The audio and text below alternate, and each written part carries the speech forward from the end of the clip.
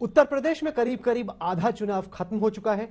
उत्तर प्रदेश के चुनाव, पंजाब में हुई पोलिंग, साथ ही साथ गोवा और उत्तराखंड पर बात करने के लिए इस वक्त हमारे साथ मौजूद हैं भारतीय जनता पार्टी के राष्ट्रीय अध्यक्ष जगत प्रकाश नड्डा। नड्डा जी, स्वागत है आपका।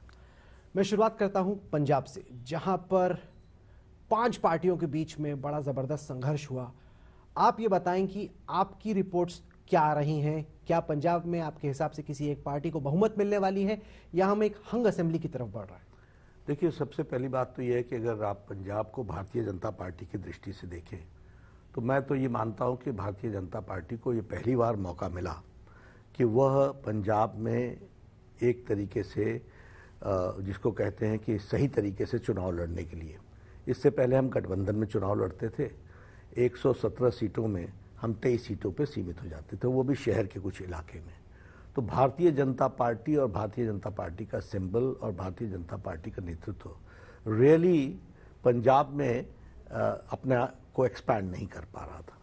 इस चुनाव में हमको पहली बार मौका मिला और हम 65 प्लस सीट्स पर हम चुनाव लड़ रहे हैं और भारतीय जनता पार्टी के प्रति हम रुझान देखते हैं। भारतीय जनता पार्टी के प्रति लोगों ने एक सीरियस पार्टी यानी सीरियसली चुनाव लड़ने वाली पार्टी के रूप में हमको देखा है और हमारे प्रति उनका आकर्षण भी आया है। इसका सबसे बड़ा उदाहरण है कि people from Congress, people from Akali Dal and people from other parties also have joined Bharatiya Janata party और भारतीय जनता पार्टी के सिंबल पर चुनाव लड़ने के लिए वो बहुत अग्रेसिवली आगे आए हैं।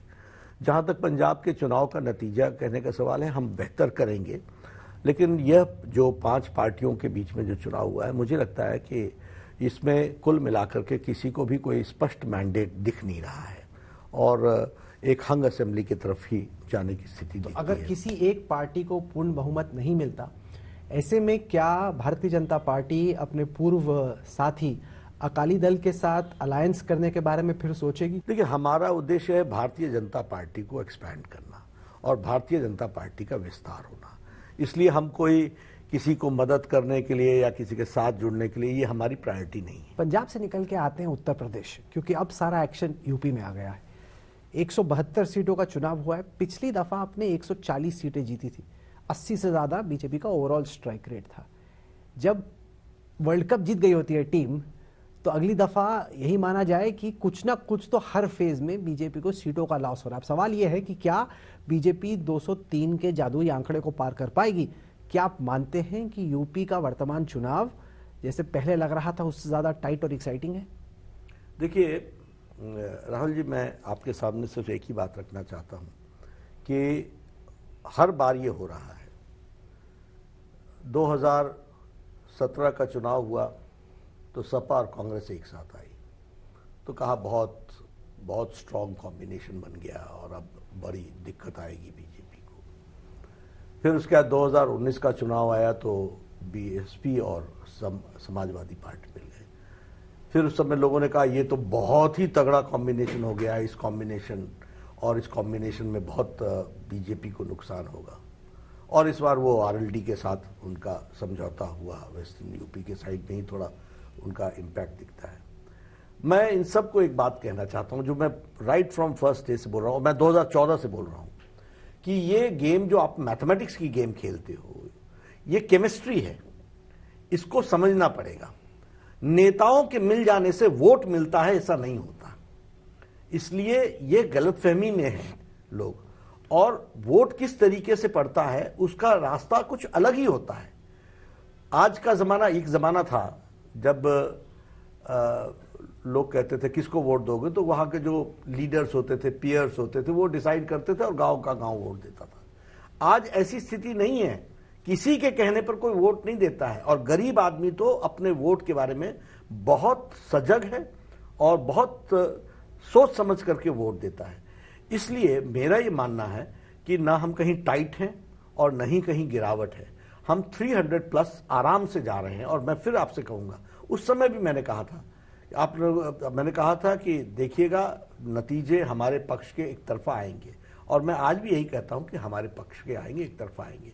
ये जो जिस तरीके की बातें लोग कर रहे हैं इन सब चीजों का इंपैक्ट वोट पर नहीं पड़ता है। वोट करते समय लोग बहुत सी चीजों को देख करके वोट करते हैं, और इसलिए पार्टियों का मिल जाना और नेताओं का मिल जाना ये एक अलग चीज है, और वोटर का उसके साथ जुड़ जाना ये अलग चीज है। और इसलिए मैं बहुत कॉन्फिडेंट हूं कि भारतीय जनता पार्टी और विशेष करके मोदी जी के प्रति, और जो योगी जी ने उत्तर प्रदेश में काम किया है उसके प्रति लोग विकास को वोट दे रहे हैं, लोग डेवलपमेंट के साथ साथ सुरक्षा को वोट दे रहे हैं, लोग अपने एरिया के डेवलपमेंट के साथ साथ Uttar Pradesh as a whole जो आगे बढ़ रहा है उसको वोट कर रहे हैं। और सबका साथ, सबका विकास, सबका विश्वास ये लोगों में नीचे तक जा चुका है। लोग इसको मानते हैं, और लोग अब कोई जाति के आधार पर, कोई इसके आधार पर, कोई उसके आधार पर इस पर वोट नहीं देते। 2014, 17 और 19 में बीजेपी की बड़ी जीत की एक वजह यह थी कि जो मुस्लिम वोट था वो स्प्लिट था। जैसे जहां बीएसपी का मजबूत कैंडिडेट था वहां बीएसपी के कैंडिडेट को पड़ गया, कोई इंडिपेंडेंट हो उसको पड़ गया।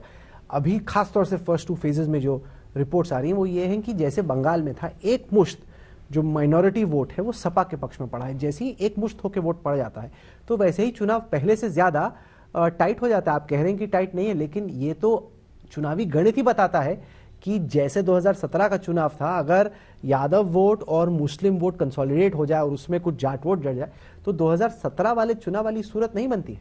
देखिए, आप जब कह रहे हैं कि वो कंसोलिडेट हो रहा है, पहले तो मैं मान रहा हूं कि जैसे मैंने पहले कहा कि लीडर्स के इकट्ठा होने से नीचे जनता इकट्ठी होती है, ऐसी स्थिति नहीं आती है।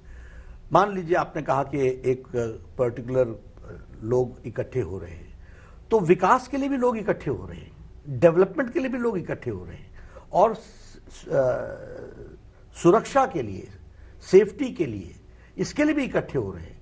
और इसलिए मैं मानता हूं कि ये चुनाव दिखने में आपको जरूर लगता होगा, लेकिन लोगों ने मन बनाया है, और वह भारतीय जनता पार्टी के पक्ष में, डेवलपमेंट के पक्ष में, पीस के पक्ष में, लॉ एंड ऑर्डर के पक्ष में एक तरफ इकट्ठा हो रहा है।